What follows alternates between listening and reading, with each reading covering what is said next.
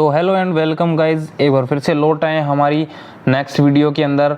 इस वीडियो में हम चैप्टर 6 के इनर क्वेश्चन के बारे में बात करेंगे। चैप्टर के वाले क्वेश्चन नहीं, अभ्यास वाले क्वेश्चन जो चैप्टर के अंदर अलावा दिए गए हैं, जो चैप्टर के अंदर हमेशा होते हैं, उन क्वेश्चंस की बात करेंगे। तो आज से पहले आपने हमारी पिछली वीडियो भी देखी होंगी, तो इस वीडियो को आप बने रहिए, देखते रहिए। लेकिन उससे पहले अगर आपने हमारे पिछले चैप्टर्स की वीडियो नहीं देखी हैं तो आप जाके देख सकते हैं। इससे पहले हम चैप्टर 5 उसके बारे में भी बता चुके हैं, चैप्टर 4 के बारे में भी बता चुके हैं, तो आप वो वीडियो भी देख सकते हैं। ठीक है, इस वीडियो के अंदर मैं बताऊंगा, मैंने आपको बता ही दिया किसके बारे में, और हालांकि आपने थंबनेल को भी चेक कर ही लिया होगा कि किसके ऊपर है ये वीडियो। लेकिन उससे पहले, जब तक कि हमारा वीडियो स्टार्ट होती है, उससे पहले हमारा छोटा सा एक इंट्रो एंड उसके बाद वीडियो स्टार्ट करते हैं।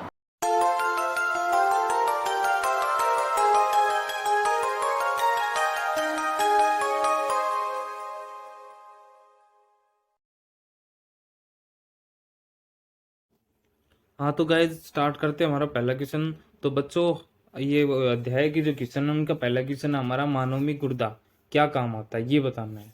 ठीक है, गुर्दा क्या काम, गुर्दा जो किडनी होती है उसको गुर्दा बोलते हैं इंग्लिश में। ठीक है, तो पहले नंबर ऑप्शन में दे रखा है पोषण, दूसरे पे दे रखा है उत्सर्जन, दूसरे पे शोषण, तीसरे पे उत्सर्जन और चौथे पे दे रखा है परिवहन के लिए। किसके परिवहन की, मतलब किसी भी चीज के परिवहन के लिए काम आता है। तो सबसे पहले मैं आपको बता देता हूँ कि पोषण सुना होगा। तो पोषण का क्या होता है, आमतौर पे खाने की चीजें, मतलब हमारे शरीर को जो क्या करती, ताकत मिलती है। तो गुर्दे तो ऐसा चीज है नहीं जो ताकत देगा हमें, तो ये तो होगा किसके माध्यम से, मांस वगैरह पेट के माध्यम से होता है। तो ये हट ही गया, अलग ही हो गई ये तो। दूसरे नंबर पे आ गया है श्वसन। श्वसन फेफड़ों के माध्यम से होता है, तो ये दोनों ही हट गए। ठीक है, उसके बाद बचा परिवहन के लिए प्रणाली का एक हिस्सा। परिवहन किसके माध्यम से होता है भाई, रक्त के माध्यम से। मतलब कहने का मतलब किसी चीज को एक जगह से दूसरी जगह कौन लेके जा रहा है, रक्त लेके जा रहा है, खून लेके जा रहा है, ब्लड लेके जा रहा है। तो ये तीनों हट गए, बचा कौन, हमारा उत्सर्जन। तो हमारा राइट आंसर क्या हो जाएगा, उत्सर्जन का काम करता है। अगला वाले क्वेश्चन पे चलते हैं। अगले क्वेश्चन में दे रखा है कि पौधे में जाइलम क्या काम आता है। देखो, सबसे पहले पहला ऑप्शन दे रखा है पानी में परिवहन के लिए या जल में, एक ही बात हो, भोजन के परिवहन के लिए, एमिनो एसिड के परिवहन के लिए, और चौथे नंबर पे होता है ऑक्सीजन के परिवहन के लिए जिम्मेदार। तो देखो, एमिनो एसिड तो पौधे के अंदर होता ही नहीं है, तो ये हट जाता है। ठीक है, ये ऑप्शन हमारा हट गया। उसके बाद देखो, भोजन का परिवहन भी होता है, पानी का परिवहन भी होता है। ऑक्सीजन के परिवहन के लिए जिम्मेदार, तो ऑक्सीजन का परिवहन तो होता ही नहीं उस पौधे के अंदर। पौधे के अंदर तो खाली क्या होता है, कार्बन डाइऑक्साइड को लिया जाता है और देन फिर ऑक्सीजन को बाहर छोड़ा जाता है, ना कि परिवहन किया जाता है शरीर के अंदर। तो क्या हो गया यहाँ से हमारा बचा क्या, वैसे पानी और भोजन बचा है। तो मैं आपको बता दे रहा हूँ, देखो सबसे पहले मेन बात आती है, पौधे के अंदर दो उत्तक मेन होते हैं। एक उत्तक होता है जाइलम और दूसरा उत्तक है फ्लोएम, और इस चैप्टर के अंदर यही पौधे के अंदर सबसे इंपॉर्टेंट है। ठीक है, तो ये जो होता है किसके अंदर, दो उत्तक हो गए पौधे के अंदर। तो ये क्या काम करते हैं, पहले आ रहा है जाइलम आ रहा है और देन फिर क्या आ रहा है, फ्लोएम आ रहा है। तो जड़ों के माध्यम से कोई चीज, सबसे पहले तो भाई यही होगा कि जड़ों के माध्यम से कोई चीज ऊपर की तरफ जाएगी, जाएगी कि नहीं जाएगी, तभी कुछ पानी मिलेगा और उसी के बाद कुछ हम बना पाएंगे। तो सबसे पहले जड़ों का काम हुआ, तो क्या होगा, ये फ्लोएम जो उत्तक यहाँ काम आएगा, क्या काम आएगा, जड़ों के माध्यम से खनिज लवण पानी को ऊपर ले जाने का काम कौन करता है, जाइलम। अब दूसरा उत्तक बच गया था फ्लोएम। फ्लोएम का क्या काम करता है, वो पत्तियों के अंदर जो चीजें बनती हैं, उत्सर्जन, मतलब उत्सर्जन का नाम आया जब क्या होता है, उनका वाष्पोत्सर्जन होता है, उस दौरान जो उत्पाद बनता है, वो उत्पाद बन के आता है, उसका क्या करती है ये फ्लोएम जो उत्तक होता है, वो शरीर के भिन्न पार्ट तक उसको पहुंचाता है। कहने का मतलब एनर्जी देता है उसको, उसके भरण पोषण का काम करता है। तो हमारा सबसे पहले जाइलम का काम हो गया पानी का परिवहन। अब नेक्स्ट वाले क्वेश्चन पे चलते हैं। पोषण को की स्वपोषी विधि के लिए आवश्यक है। ठीक है, स्वपोषी विधि के लिए क्या आवश्यक है, ये बताना है। ठीक है, पोषण की स्वपोषी विधि के लिए, तो देखो स्वपोषी विधि सबसे पहले किस किस के अंदर होती है, जो क्या करते हैं, अपना भोजन स्वयं बनाते हैं। तो हमारे वातावरण में क्या होता है, हरे जो पेड़ पौधे हैं वही अपना भोजन खुद बनाते हैं, और बाकी जो चीजें होती हैं वो भोजन अपना दूसरों से लेते हैं। तो वैसी बात आ गई, स्वपोषी की बात आई है, तो इसका मतलब क्या हुआ, पौधों के अंदर तो क्या होता है भाई, वाष्पोत्सर्जन होता है। तो एक तो क्या हो गया, वाष्पोत्सर्जन, वो इसके अंदर दे नहीं रखा है, चलो कोई बात नहीं। क्लोरोफिल दे रखा है भाई, क्लोरोफिल होगा तो उसी स्थिति में, मतलब कहने का मतलब हरित लवक। एंड दूसरे नंबर पे क्या होगा, कार्बन डाइऑक्साइड मिलनी चाहिए बाहर से, और जड़ों के फ्लो नहीं सॉरी जड़ों के माध्यम से क्या आनी चाहिए, जलाना चाहिए। जो कौन लेके आएगा, जाइलम नाम को तक लेके जाएगा। एंड प्रकाश संश्लेषण नाम आया है, तो प्रकाश तो चाहिए होगा उसको, तो सूर्य का प्रकाश। ये तीन चीजें इसके अंदर दे रखी हैं, तो हमारा क्या होगा, तीनों ऑप्शन सही है। कहने का मतलब चौथा जो ऑप्शन हमारा उपयुक्त सभी, वो राइट हो जाएगा। अगला देखते हैं क्वेश्चन, कार्बन डाइऑक्साइड, पानी और ऊर्जा के लिए पाइरुवेट का टूटना। अच्छा, ये क्वेश्चन उल्टा छपवा दिया लग रहा है। देखो, पाइरुवेट के खंडन से या टूटने से कार्बन डाइऑक्साइड और ऊर्जा पानी और ऊर्जा देते हैं। ठीक है, तो ये किसके अंदर होता है, पाइरुवेट का खंडन किसके अंदर होता है, बनता तो क्या है, कार्बन डाइऑक्साइड, पानी और ऊर्जा बनती है, लेकिन किसके अंदर इसका खंडन होता है, किसके अंदर ये टूटते हैं। तो सबसे पहले देखो, कोशिका द्रव, कोशिका द्रव के अंदर नहीं होता है, कोशिका द्रव के अंदर होता है प्रोटीन का खंडन होता है। ठीक है, और देखो सब प्रोटीन का खंडन हो गया। ठीक है, क्लोरोप्लास्ट के अंदर नहीं हो सकता है, क्यों, क्लोरोप्लास्ट किसके अंदर पाया जाएगा, पत्तों के अंदर पाया जाएगा। तो क्या होगा भाई, कार्बन डाइऑक्साइड ऊर्जा थोड़ी देते हैं, वो तो ऑक्सीजन की देंगे आमतौर पे भाई, रात को तो देते हैं, सबको पता है कि रात को ऑक्सीजन, वो नहीं देते, कार्बन डाइऑक्साइड बाहर निकालते हैं, लेकिन आमतौर पे इनके पर इसमें तो टूटता है तो लगातार वही बनेगी, तो इसमें ये भी हट जाता है साइड में, दो हट गए। तो बचा क्या है फिर, कोशिका द्रव भी हट जाता है, क्योंकि उसके अंदर तो प्रोटीन का होता है। देन फिर ये तो हट गया, तो ये कौन कौन से हट गए भी, देखो कोशिका द्रव हट गया एन, क्लोरोप्लास्ट भी हट गया, बच्चे कौन है, नाभिक में होता है एन, माइटोकॉन्ड्रिया। तो मैं आपको बता दूं, ये होता है माइटोकॉन्ड्रिया, क्योंकि इसको क्या होता है, माइटोकॉन्ड्रिया को क्या बोलते हैं, कोशिका का शक्ति गृह बोलते हैं। तो देखो, ऊर्जा का उत्पादन हो रहा है, तो इसका मतलब किसके अंदर हुआ होगा, माइटोकॉन्ड्रिया के अंदर हुआ होगा। ठीक है, तो यहां से हमारा राइट आंसर क्या हो जाएगा, माइटोकॉन्ड्रिया हमारा क्या हो जाएगा, राइट आंसर। ठीक है, नेक्स्ट वाला देखते हैं। अगला क्वेश्चन है हमारा कि हमारे शरीर में वसा का पाचन कैसे होता है, यह प्रक्रिया कहाँ होती है।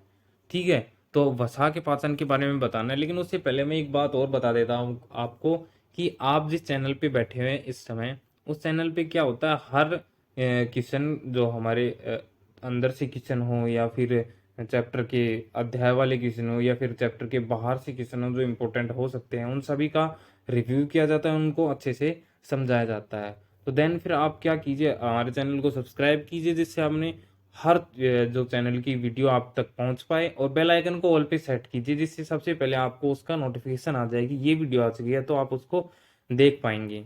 धीरे धीरे हम क्या करेंगे, 10th क्लास के और भी सब्जेक्ट्स के बारे में मेरी बातें चल रही हैं, हम तो स्टूडियो खोलेंगे, तो उसके अंदर सभी टीचर उपलब्ध करवा दिए जाएंगे धीरे धीरे करके। लेकिन उससे पहले आप साइंस के जो भी चैप्टर हैं उनके रिव्यू अच्छे से ले सकते हैं, उनको अच्छे से पढ़ सकते हैं। तो हमारे चैनल पे बने रहिए। अगर वीडियो अच्छी लगे तो लाइक कीजिए, एंड और भी अच्छी लगे तो कमेंट जरूर करके बताइए कि वीडियो कैसी थी। अगर मैंने कहीं पे गलती की है तो आप कमेंट में बता दीजिए। क्या होता है कि भगवान नहीं होता कोई भी, टीचर कई बार क्या हो जाती है, मिस्टेक हो जाता है।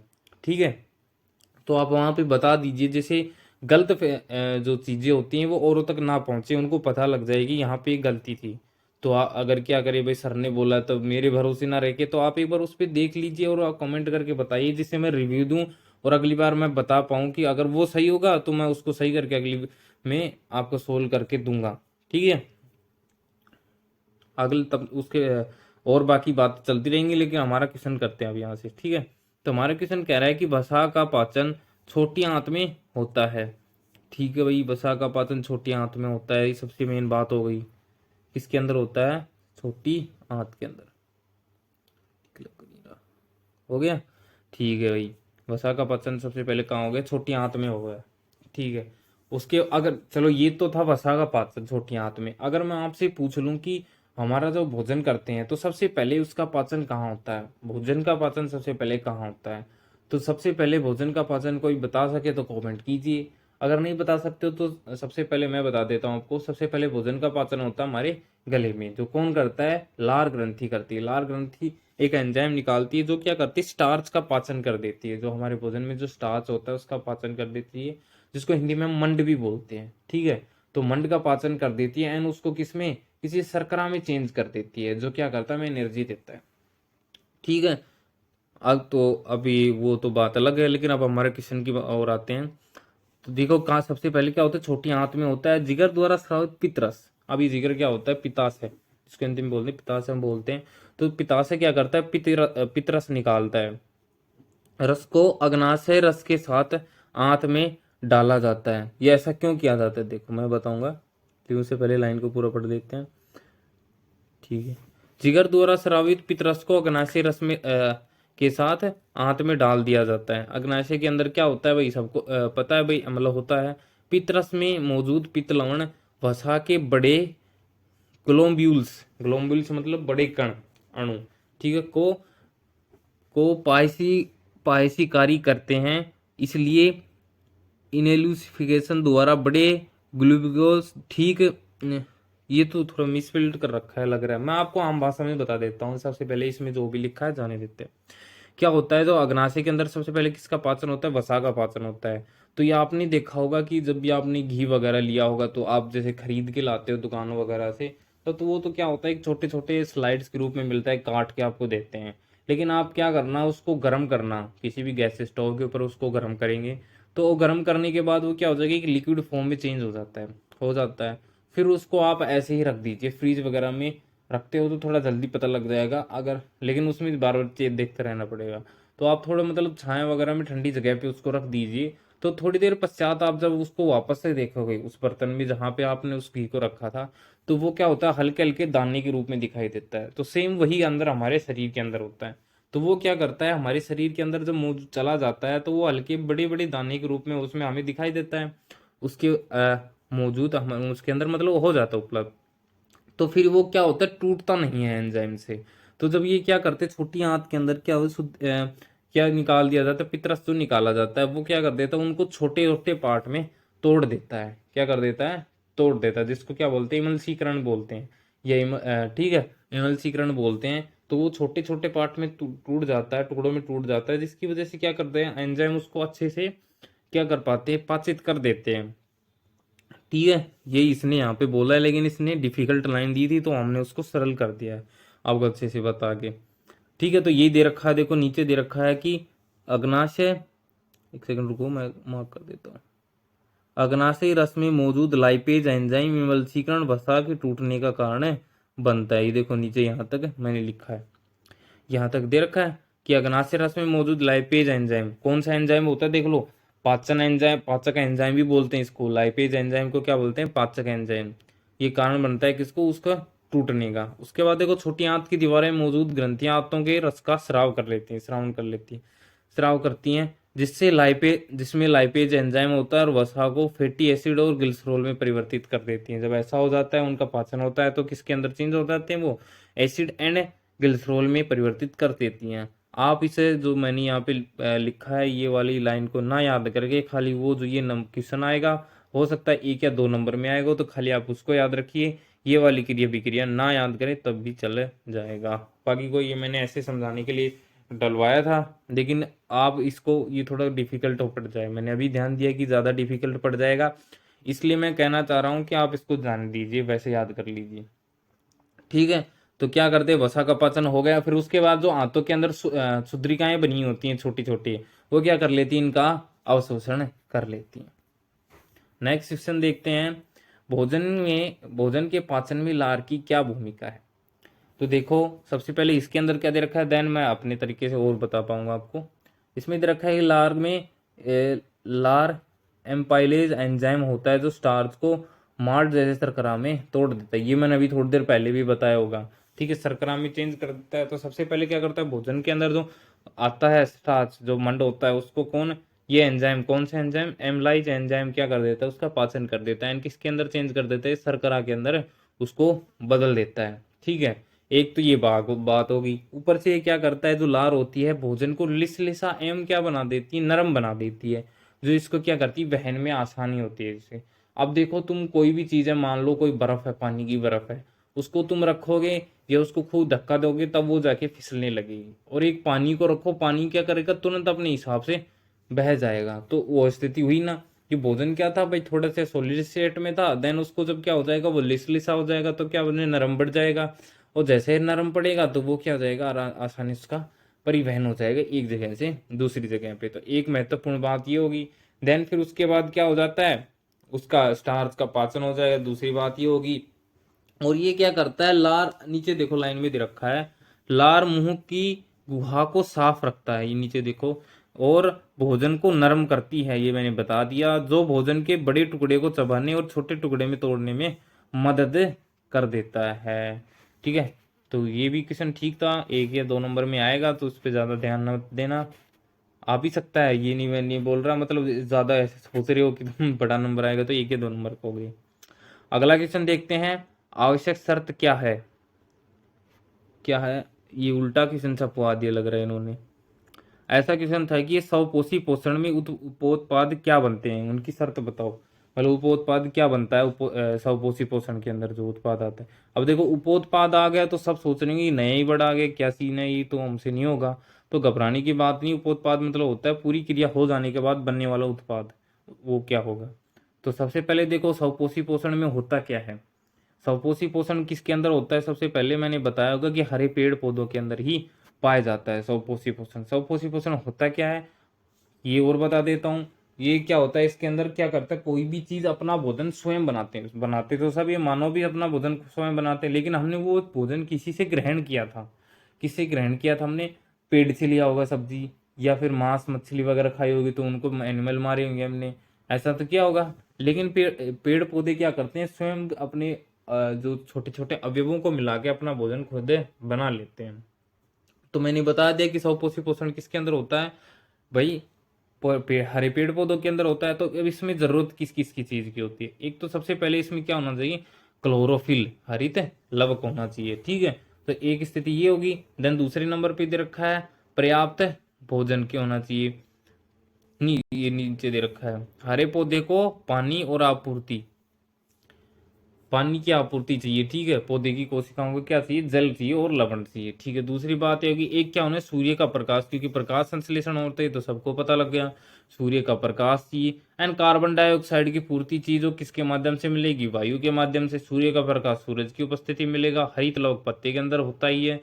ठीक है, तो ये चीजें क्या होती जरूरी होती हैं किसी भी स्वपोषी पोषण के लिए। और उपोत्पाद की बात की जाए तो क्या उपोत्पाद बन जाएगा ये बता देते हैं हम आपको।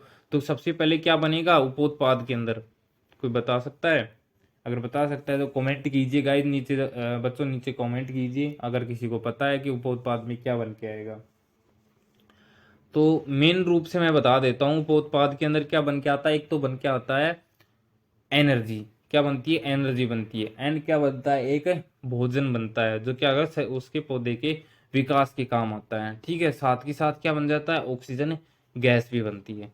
ठीक है, ये क्या बनते हैं, उप उत्पाद के रूप में बन जाते हैं। नेक्स्ट क्वेश्चन देख लीजिए, नीचे था क्या, एरोबिक और एनारोबिक श्वसन में क्या अंतर है, कुछ जीवों के नाम बताइए जो श्वसन की अवायवीय प्रणाली का उपयोग करते हैं। अब ये एरोबिक और एनारोबिक अनोरोबिक अवशोषण दे रखा होगा, तो ये इंग्लिश के वर्ड हैं तो उनको हिंदी में मैं बता देता हूँ क्या कहते हैं।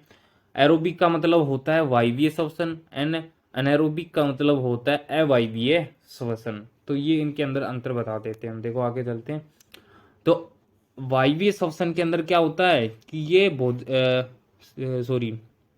क्या ऑक्सीजन की उपस्थिति के अंदर होते हैं, कौन, वायवीय श्वसन। और अवायवीय श्वसन क्या होता है, ऑक्सीजन की अनुपस्थिति के अंदर होता है।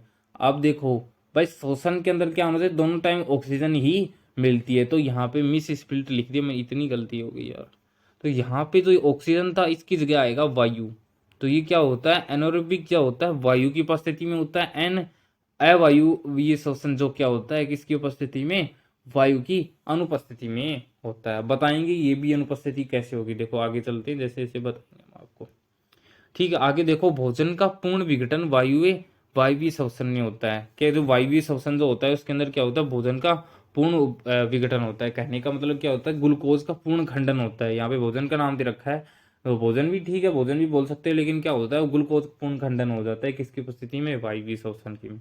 लेकिन अवायवीय श्वसन में क्या होता है, ग्लूकोज का पूर्ण खंडन नहीं होता है। ठीक है, मतलब आंशिक रूप से होता है, कहने का मतलब।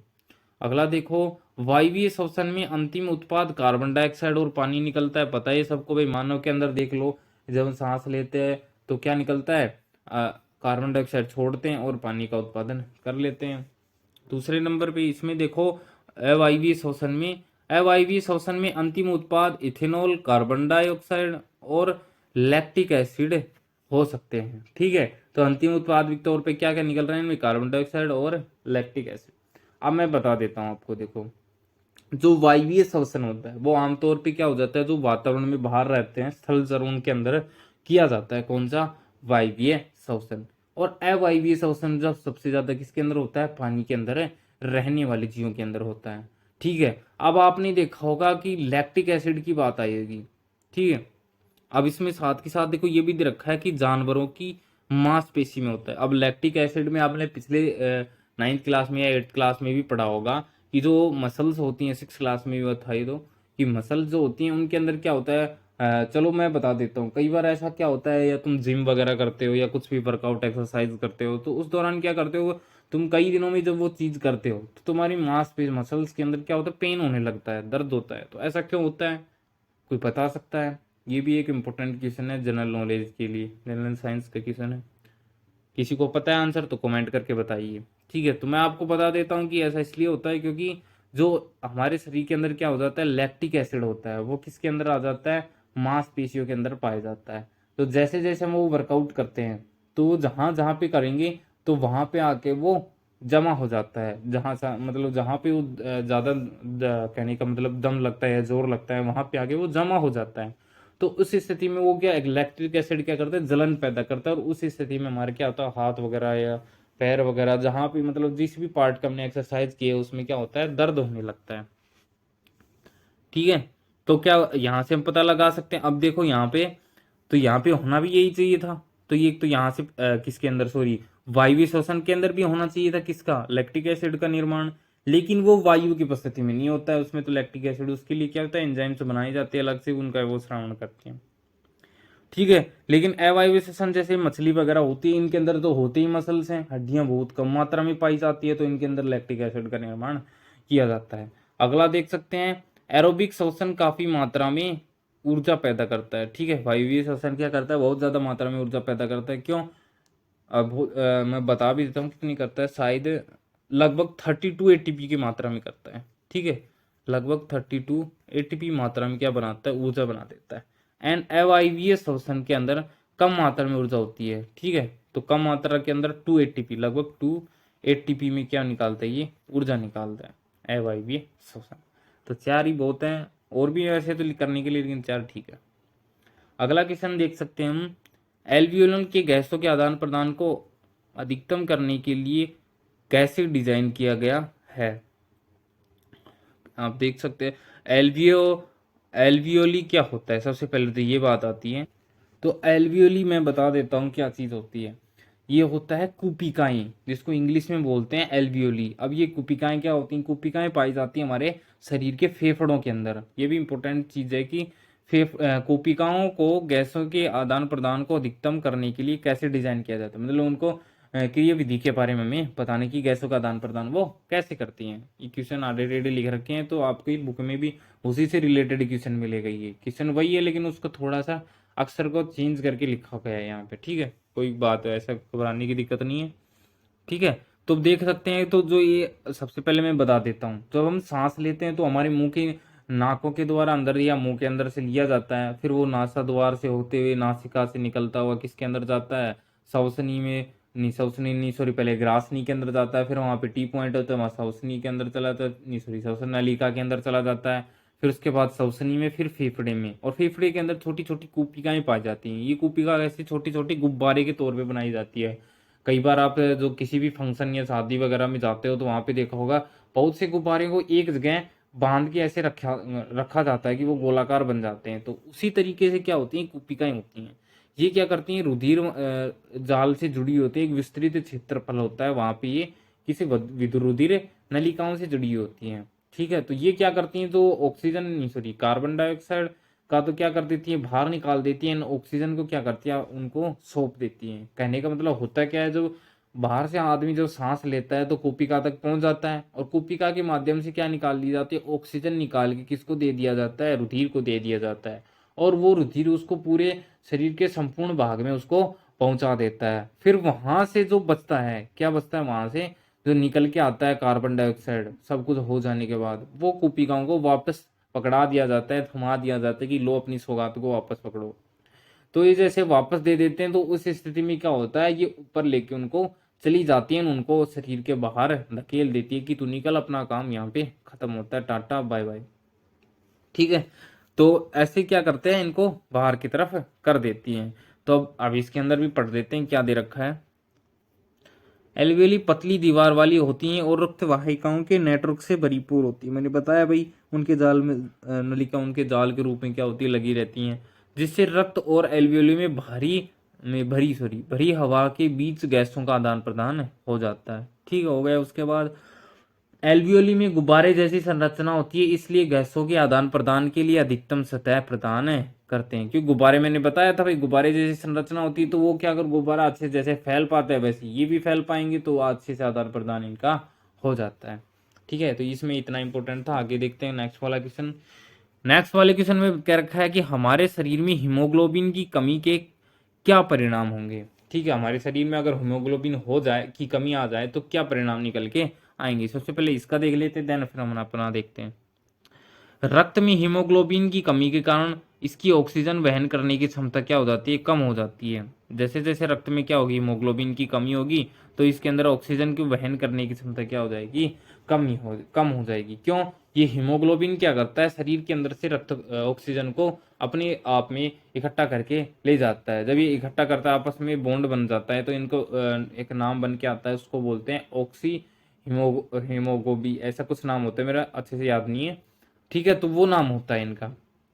लेकिन उससे भी इम्पोर्टेंट चीज एक और होती है, ये बात मैं और बता देता हूँ आपको, इसके अंदर बता देता हूँ कि जो वो होता है, ये हीमोग्लोबिन की मात्रा अलग अलग चीजों में अलग अलग पाई जाती है। जैसे पुरुष के अंदर अलग मात्रा में पाई जाती है, महिलाओं के अंदर अलग मात्रा में पाई जाती है। देखो पुरुषों के अंदर पाई जाती है 15 से लेके और 17 ग्राम तक का पाया जाता है, 1 लीटर ब्लड के अंदर इतना हीमोग्लोबिन होता है। ठीक है, एंड उसके बाद बात कर रहे हैं महिलाओं की, तो महिला की होती है 13 से लेके 15 तक। ठीक है, इतना किसके अंदर हीमोग्लोबिन होता है, महिलाओं के अंदर होता है। ठीक है, तो देख रहे हो महिला हमसे बहुत पीछे हैं। ठीक है, तो ये हो गया, यहाँ से हमें पता लग गया। अब बात आती है कि उनकी कमी हो जाए तब क्या होगा। तो देखो परिणाम स्वरूप, देखो यहाँ लिख रखा है, परिणाम स्वरूप ऑक्सीजन द्वारा ऊर्जा का उत्पादन धीमा हो जाएगा। जब क्या होगा, उनकी कमी होगी, तो फिर जब देखो ऑक्सीजन की कमी हो जाएगी, तो फिर क्या बना पाएंगे, ऊर्जा हम बना नहीं पाएंगे। एंड ऊर्जा नहीं बना पाएंगे तो हम थकने लगे ज़्यादा क्या हो जाएंगे, थकने लग जाएंगे। एंड थकेंगे तो क्या हो जाएगा, हम बीमार पड़ेंगे, थकान महसूस हो जाएगी। और जब क्या इनकी ज़्यादा ही कमी हो जाती है, तो हमें कौन सा रोग हो जाता है, एनीमिया नामक रोग हो जाता है। तो ये देखो इजी लाइन है, मुझे अलग से बताने की जरूरत नहीं है, बिल्कुल इनको पढ़ लो, आसान लाइन। ठीक है, तो क्या हो जाता है, हमारे पास एनीमिया नाम का एक रोग हो जाता है। आगे देखें नेक्स्ट क्वेश्चन। नेक्स्ट क्वेश्चन है मनुष्य में दोहरे परिसंचरण का वर्णन कीजिए, यह क्यों जरूरी है। तो सबसे पहले मैं बता दूं, मानव के अंदर रक्त का दोहरा परिसंचरण तंत्र पाया जाता है। ठीक है, अब ये ऐसा क्यों होता है, इसको दोहरा परिसंचरण तंत्र क्यों कहते हैं, क्योंकि रक्त के अंदर रक्त क्या होता है, हमारे हृदय से 2 बार गुजरता है, इसलिए इसको क्या बोलते हैं, दोहरा परिसंचरण तंत्र बोलते हैं। अब इसके बारे में पढ़ते हैं। देखो, हमारे शरीर में रक्त 2 बार प्रवेश करता है और 2 बार ही बाहर बाहर भी निकलता है। ठीक है, मैंने बताया अभी, शरीर में ऑक्सीजन रहित वेना कोना के माध्यम से दाएं अलिंद से लाया जाता है, एंड उसे बाएं ट्रेविकल से भेजा जाता है। ठीक है, बाएं जो ये ट्रेविकल, ये उनके वो हैं वॉल, उनके नाम हैं। ठीक है, तो कहने का मतलब रक्त किस ऑक्सीजन जो रक्त होता है वो किसके माध्यम से, इसको इंग्लिश में दे रखा है रक्त वेना कोना। ठीक है, तो ये जो जो रक्त वेना कोना, कहने का मतलब जो फेफड़ों से लिया जाता है, जिसको क्या बोलेंगे, महाशिरा बोलते हैं शायद, महाशिरा। ठीक है, तो वो उसके माध्यम से लिया जाता है। एंड फिर उसके बाद क्या है, दायां लिंग से होते हुए, जैसे ये हृदय हमारा, इसके 4 डब्बे हो गए ऐसे, ठीक है गोल बना दिया है।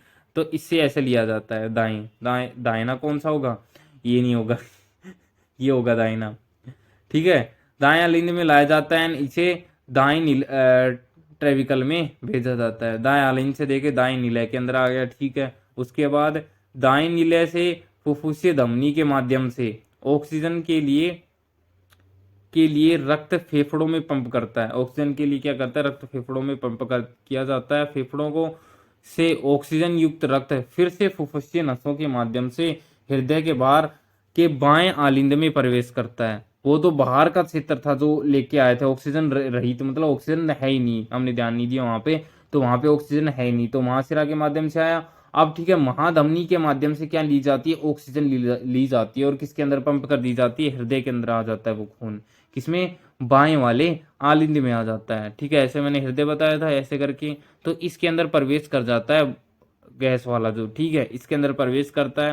फेफड़ों से ऑक्सीजन युक्त रक्त फिर फुफ्फुसीय नसों के माध्यम से हृदय के बाएं आलिंद में प्रवेश कर गया, अब ठीक है। बाएं आलिंद से इसे बाएं ट्रेविकल मतलब बाएं निलय के अंदर आ जाएगा, यहाँ से ऐसे करके आ जाता है, जहां से यह ऑक्सीजन युक्त धमनी के माध्यम से शरीर के विभिन्न भागों में पंप कर दिया जाता है। इस प्रकार हृदय रक्त 2 बार परिवर्तित प्रवाहित होता है, इसलिए इसे दोहरा परिसंचरण कहते हैं, ठीक है। समझ गए, इसमें क्या था, रक्त जिसके अंदर ऑक्सीजन नहीं थी एंड इसके अंदर क्या आ गई थी, ऑक्सीजन आ गई थी, जो फेफड़ों से लिया था हमने, एंड इसके अंदर कुछ नहीं था, ठीक है। तो जो यहाँ पे आके क्या हो जाता है, रक्त को साफ किया जाता है और साफ हो जाने के बाद फिर उसको वापस से पंप कर दिया जाता है, ठीक है। अगला क्वेश्चन नहीं, सॉरी, यहाँ अगले इसके बारे में व्याख्या भी पढ़ेंगे इसकी। दोहरी परिसंचरण की आवश्यकता मानव हृदय का दाहिना भाग और बाहिना भाग ऑक्सीजन रहित रहता है, ठीक है। दाहिना भाग और बायां भाग क्या होता है, ऑक्सीजन रहित और ऑक्सीजन युक्त रक्त को मिश्रित होने से बचाने के लिए उपयोगी होता है। इनको अलग अलग पार्ट में क्यों किया जाता है कि इनको क्या आसानी से ऑक्सीजन को अलग अलग इनको मतलब इकट्ठा मिलने ना दिया जाए, इसलिए अलग अलग इनके कोष्ठ बनाए जाते हैं। ऑक्सीजन युक्त और ऑक्सीजन रहित रक्त इस प्रकार का पृथक्करण शरीर को ऑक्सीजन की अत्यधिक कुशल आपूर्ति सुनिश्चित करता है। अब ऐसा इसलिए होता है, जैसे क्या होगा, इनको अलग माध्यम से ऐसे 2 बार परिवाहित होगा तो क्या करेगा, रक्त को अत्यधिक मात्रा में ऊर्जा मिल पाएगी। ऊर्जा कहाँ से मिलेगी, ऑक्सीजन के माध्यम से मिलेगी, और जब ऊर्जा अच्छी मामले में मिल पाएगी तो ये दोहरा परिसंचरण तंत्र हमारे शरीर के लिए बहुत ज्यादा मात्रा में उपयोगी होगा, क्योंकि हमें अधिक मात्रा में ऊर्जा मिलेगी, तो इसलिए क्या होगा, दोहरा परिसंचरण तंत्र बहुत ही उपयोगी होगा, जिन्हें अपने शरीर के तापमान को बनाए रखने के लिए लगातार ऊर्जा की आवश्यकता होगी। तो क्या हो जाएगा, इससे हमारा दोहरा रक्त परिसंचरण तंत्र इंपोर्टेंट बन जाता है। अगला देखते हैं, जाइलम और फ्लोएम के उत्पादों के परिवहन में अंतर क्या है, ठीक है। तो देखते हैं, जाइलम एंड फ्लोएम 2 साइड मैंने यहाँ पे बना दिए हैं। अब स्टार्ट करते हैं जाइलम से। तो मैंने पहले भी बता दिया, जाइलम क्या करता है, जाइलम को पानी एवं घुली हुई खनिजों, पत्ती और अन्य भाग तक पहुंचाता है, ठीक है। और फ्लोएम क्या करता है, तैयार खाद्य पदार्थ को पत्ती के से पौधे के अन्य भागों में पहुंचाता है। ये जड़ों से पहुंचाता है, ये पत्तियों से पहुंचाता है, ये कहाँ भी पहुंचा सकता है, लेकिन फ्लोएम क्या करता है, ऊपर से नीचे, सॉरी, नीचे से ऊपर की तरफ जाता है। फ्लोएम ऊपर से नीचे, बाएं से दाएं, कहीं भी जाता है, ठीक है। उसके बाद जाइलम में सामग्री का परिवहन वाहिकाओं एवं ट्रैकिड्स के माध्यम से होता है जो मृत ऊतक होते हैं, ठीक है। तो ये याद रख लेना कि जाइलम में सामग्री का परिवहन किसके माध्यम से, वाहिकाओं के माध्यम से होता है, ठीक है, जिसको मृत ऊतक कहते हैं, मतलब मरे हुए ऊतक होते हैं, तो सॉरी।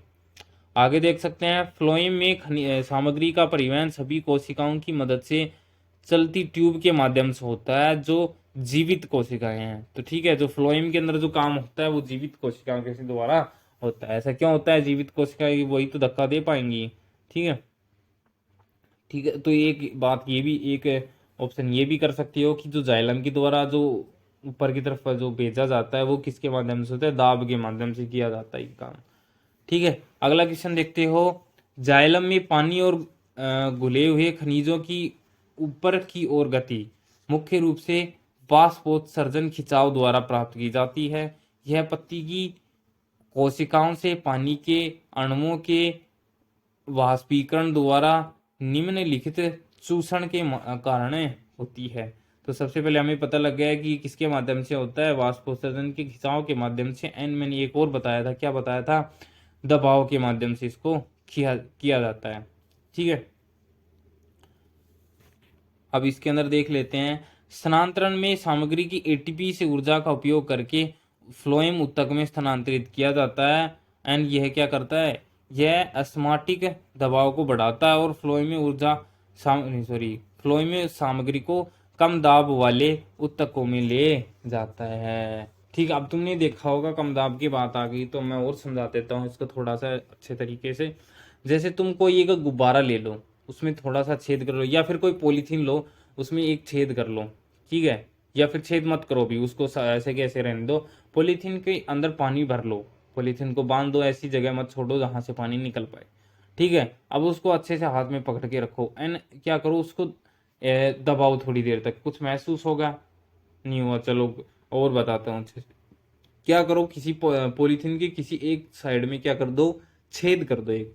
जैसे तुम छेद करोगे फिर तुम उसको दबाओ तो क्या करेगा, पानी उस छेद के माध्यम से बाहर निकलने लगेगा। तो ऐसा ही यहाँ पे क्या होगा, यहाँ भी ऐसा ही होता है। अब तुमने जहाँ पे हाथों से हमारे उसको दबाने की कोशिश की, वहां पे क्या बढ़ गया, दाब ज्यादा बढ़ गया। और वहां पे दाब क्या था, जहाँ छेद था वहां पे उस साइड दाब कम है, तो इस वजह से क्या होगा, उस साइड भग जाएगा वो। ठीक है, अगला क्वेश्चन देखते हैं। फेफड़ों में एल्वियोली की प्रणाली और गुर्दे में नेफ्रॉन की संरचना और कार्य प्रणाली के संबंध में तुलना करो। ठीक है, तो ये इंपॉर्टेंट चीज है, इसको थोड़ा सा देख लेना। एल्वियोली मैंने पहले ही बता दिया था क्या चीज होती है, कोशिकाएं। एंड फिर नेफ्रॉन क्या होता है, सबको ही पता है, वर्ककाणु। ठीक है, तो देख लेते हैं। एल्वियोली में फेफड़ों की संरचना कार्यात्मक इकाई है। ठीक है, तो कोशिकाएं क्या होती है, कार्यात्मक इकाई होती है किसकी, फेफड़ों की, फुफ्फुस की होती हैं। एंड उसके बाद नेफ्रॉन वर्कक की क्रियात्मक इकाई है। ठीक है, नेफ्रॉन मतलब होता है वर्ककाणु, तो किसकी, वर्कक मतलब किडनियों की। उसके बाद देखो, एक परिपक्व फेफड़े में लगभग 30 करोड़ कोशिकाएं होती है। और नेफ्रॉन की अगर बात की जाए तो नेफ्रॉन के अंदर क्या होता है, एक किडनी में लगभग 60 लाख नेफ्रॉन होते हैं। वैसे ये वाली लाइन तुम याद ना भी करो तो भी चल जाएगा, क्योंकि ये इंपॉर्टेंट भी नहीं है और काफी आपको कौन 30 करोड़ एंड 10 लाख याद करेगा, जाने देते हैं। अगले देखते हैं। एल्वियोली गैस विनिमय के लिए एक विस्तृत सतह प्रदान करता है। कहने के मतलब एक बड़ा क्षेत्रफल प्रदान करता है किसके, गैस विनिमय के लिए, कि आदान प्रदान, किसको गैस देगा, ब्लड को देगा, एंड गैस ब्लड से लेगा तो उसके लिए बड़ी क्षेत्रफल उपलब्ध करवाता है। उसके बाद नेफ्रॉन एक पृष्ठीय क्षेत्रफल अधिक नहीं होता है। भाई किडनी का तो शेप एक ही जैसा होता है, देन वो क्या करते हैं, उनका निश्चित शेप होता है। क्यों, उनका एक ही काम होता है। क्या काम, तो भाई उसका भी, फेफड़े का भी वही काम होता है कि गैस का आदान प्रदान करना, और इसका काम क्या होता है भाई, मूत्र को बाहर निकालना। यही काम होता है, यूरिया उसको बाहर निकालना, अपशिष्ट पदार्थ को जो जल में उपस्थित होते हैं उनको। ठीक है, काम तो इसका भी एक ही होता है। लेकिन ये क्या करते हैं, यूरिया जो क्या होता है, हम तो पूरा दिन तो होता नहीं, पूरे दिन हम क्या करते हैं, मूत्र विसर्जन करते रहे या मुँहते रहे, ऐसा तो होता नहीं है। लेकिन क्या होता है, गैसों का आदान प्रदान पूरे दिन के लिए चलता रहता है, कि अगर हम गैस ना ले, नहीं सॉरी, सांस ना लें गलती से तो भी हम मर सकते हैं। तो इसलिए क्या किया जाए, तो गैसों का विनिमय लगातार चलता रहेगा, तो उसके लिए विस्तृत जगह चाहिए, नेफ्रॉन को कम जगह चाहिए होती है। उसके बाद आगे देखो, O2 और CO2 का आदान प्रदान एल्वियोली कोशिकाओं के अंदर के नेटवर्क के माध्यम से होता है। ये किसके, एक नेटवर्क के माध्यम से होता है। ये जो कोशिका होती है, जो कोशिकाएं, उनके अंदर कोशिका होते हैं, तो उनके माध्यम से आदान प्रदान होता है। वो किसी, जो कोशिका होती है वो किससे जुड़ी होती हैं, गैस की नलिकाओं से जुड़ी हुई होती हैं। उसके बाद बात आती है, नेफ्रॉन में बोमन संपुट पानी और लवण की सांद्रता को नियंत्रित करता है। ये इसमें कोशिका नियंत्रित करती है किसको, ऑक्सीजन और CO2 को, एंड ये इसमें बोमन संपुट नियंत्रित करता है। तो ये चार इसके उदाहरण हो गए, काफी हैं। एंड अब ये वाली वीडियो हमारी खत्म होती है यहीं पे। ये पूरी वीडियो देखी उसके लिए आपका बहुत बहुत धन्यवाद। आने और हमारे चैनल पे बने रहने के लिए हमारे चैनल को सब्सक्राइब कर लीजिए, एंड लाइक करके कमेंट जरूर बताइए कि हमारी वीडियो आपको कैसी लगी और कहाँ पे मेरे को वीडियो अच्छी करने की जरूरत है। हो सकता है एक दो बार आगे पीछे वो एडिटर में थोड़ी दिक्कत आ रही है कि थोड़ा कई जगह पे कट वगैरह जाता है, तो आवाज़ थोड़ी आगे पीछे हो जाती है, तो आप घबराने की ज़रूरत नहीं है। ठीक है, तो ये हमारी वीडियो आपको कैसे लगी उसके बारे में बताना देन, और अगली वीडियो के लिए हमारे चैनल को सब्सक्राइब करके रख लीजिए। इस चैनल पे आपको साइंस से रिलेटेड हर वीडियो मिलने वाली है, 9th की भी मिल जाएगी, कई बार क्यों 9th का इतना महत्व होता नहीं है, लेकिन बेस तो वहीं से चलता है, तो 9th की भी मिल सकती है, 10th का। अब देखो 9th की थोड़े दिन पहले मैंने एक सोल्यूशन डाला था मैथ का, अगर आपको उस सोल्यूशन को अच्छे से देखना है, अगर आपके सर ने कुछ और सोल्यूशन बताया तो वो ईजी सोल्यूशन आप देख सकते हो, शायद 3-4 मिनट का होगा, अच्छे से मैंने पेन से समझा के रखा हुआ है, तो आप वहां से जाके देख लीजिए। ठीक है, तब तक के लिए बाय, मिलते हैं नेक्स्ट वीडियो में। अगली वीडियो हमारी रहेगी चैप्टर के अंदर जो क्वेश्चन है उनके बारे में। तब तक के लिए बाय। फिर उसके बाद डालेंगे वीडियो हम जो चैप्टर के बाहर वाले क्वेश्चन हैं, मतलब जो इम्पोर्टेंट है लेकिन हमारी बुक के अंदर है ही नहीं, वो उनकी बात करेंगे। तब तक के लिए बाय, मिलते हैं नेक्स्ट वीडियो में। और हाँ, जाने से पहले एक बात और बता दे रहा हूँ कि अभी क्या है, हाफ ईयरली आने वाला है, तो मैं 8th क्लास का जो क्वेश्चन पेपर मैंने बनाया है एक, तो वो आपको दूंगा, एंड फिर एक 6th क्लास का पेपर भी बनाया हुआ है मैंने इंग्लिश मीडियम में। ठीक है, तो वो भी आपको देने वाला हूँ। ठीक है, उसके बाद 10th क्लास का पेपर भी मैं दूंगा, तो वो थोड़ा लेट हो जाएगा, लेकिन ये 2 क्लास के पेपर आपको मिल जाएंगे, 15 तारीख तक मिल जाएंगे। उससे पहले नहीं दे सकता मैं, क्यों, उससे पहले फिर मैं दे दूंगा तो फिर बच्चे देख लेंगे, फिर देन चीटिंग हो सकती है, तो उसके चक्कर में क्या आएगा, बाद में आपको पेपर उपलब्ध कराया जाएगा। ठीक है, तब तक के लिए धन्यवाद, मिलते हैं नेक्स्ट वीडियो में।